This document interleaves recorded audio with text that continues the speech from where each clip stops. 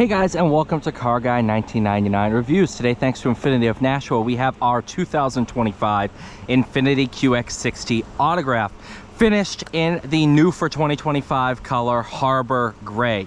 Similar to our other paint, Slate Gray, but it's actually an entirely different paint code, so it is a completely different color. Slate Gray is KBZ for the paint code. This is KBY, so close but different. Big change for the 25 model year is a new engine. Well, a new for the QX60 engine. Instead of the 3.5 V6, we have gone to a 2-liter turbocharged 4, the VC turbo, variable compression turbo, 268 horsepower, 286 pound-feet of torque. Mated to, for the first time for this engine, a torque converter automatic, in this case, the new 9-speed. Harbor Gray, two-tone roof being an autograph with the saddle brown interior. You do have autograph embroidered on the seats, quilted semi-aniline leather, open pore wood trim, heads-up display, heated, massaging, cooled front seats. Rear seats are heated. This is removable. It's the first time it's being done, so it might be a little difficult. And you just handle, boop, right up and out. Easy as pie. Bose Performance Speaker audio system, standard now on Lux and above. Autograph comes standard with your tow package, can tow up to 6,000 pounds. As tested, 69,550. This one has cargo pack, black roof rail crossbars, and the premium paint, which on the sticker just says two-tone gray. So that's why I had to Google to find out it's called Harbor Gray. Let's see, anything major? Not really. So, mild refresh, but if you look at it from the outside, you would have no idea that it's been refreshed. Almost all of it is the powertrain, which I think is kind of opposite for a lot of refreshes. Well, there is one big key that it's a refresh, and that's the new key. New Infiniti key debuted on the QX. Well, the pre-pro QX80 had this key first, but these landed on the dealer lots first. So which car really debuted the new key? Is it the QX60 or the QX80? Because all the press information had this new key for the QX80, but the dealers saw these first. So that's a little weird. I'm sure Infiniti will say the QX80 had it first, but in my mind, the QX60 had it first because it was here first. Wireless charging, a couple different drive modes.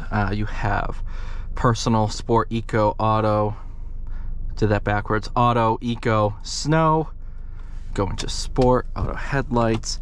Do have a round view monitor, which is nice. Virtual rear view mirror.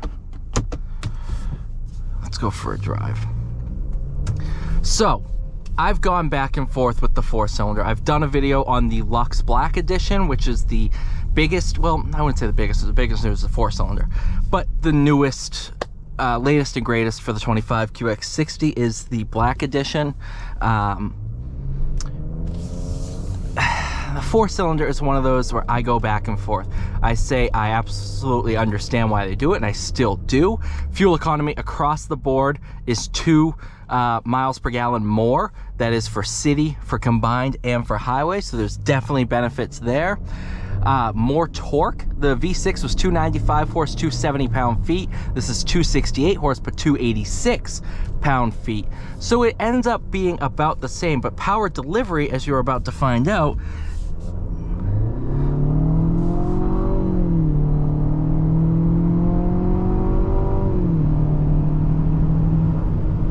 is pretty darn good. And it's a very torque focused motor, and you have almost all the torque right away at like 2 to 2,500 RPM, and that's pretty crucial, especially for highway passing situations like that. I'd much rather have the torque available at a much lower RPM. The V6 was inherently torquey. Almost every NA V6 is a torquey motor. this one is very torquey because it was built to be that way.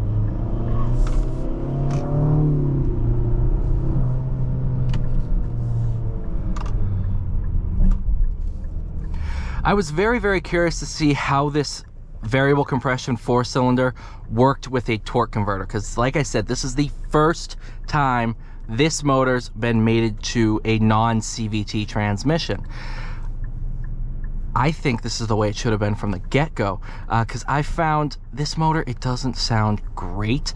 With the QX60, they kind of changed things a little bit. It definitely sounds more premium than it does in the QX50. But one thing I noticed with the CVT transmissions is it just likes to rev itself high, and it's just like very whiny. That isn't the case in this one. When it's matched to the torque converter and it has to shift and move the RPM around, it actually ends up sounding better. And it also spotlights the fact that this engine has a ton of torque across the power band.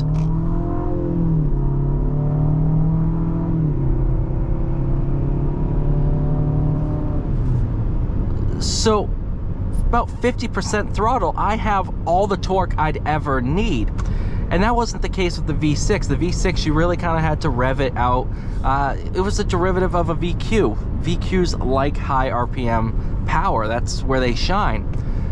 And I'm not saying the V6 was a bad motor in any way, shape, or form, because I loved that motor. It's just this one, when you look at this with a fresh set of eyes, you realize that the 4-cylinder has a lot of benefits. You know, if you go in and say it doesn't sound as good as the V6, you're 100% gonna find that's true. And if you look for, oh, it doesn't have the immediate torque that an NA motor has, again, it's true.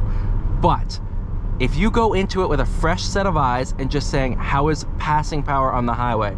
How is overall power? How is passing capabilities? Merging capabilities? You'll realize that this is more than capable, and it's actually a pretty fun to drive SUV.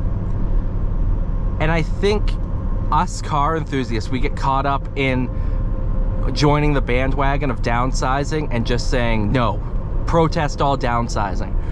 And I should be one to talk because I have a 4-cylinder Porsche that people were crying so loud that Porsche then made the GTS a 6-cylinder.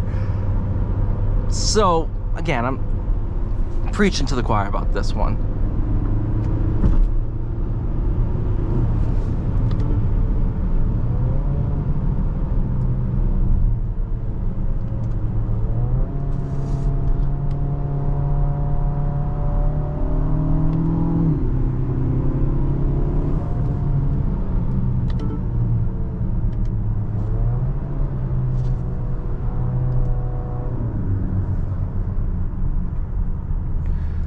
You can tell this has plenty of 2000. It's right there. You know, it's, I don't know. I go back and forth. I'll drive a V6 and I'll say, I love this car. And then I'll drive a 4-cylinder and I'm like, oh, this is pretty good. And I'll just go back and forth. And that's a good amount of torque. And it's available right there. I don't know. Well, thank you guys so much for watching. Please like, share, subscribe. I'll see you all in the next one.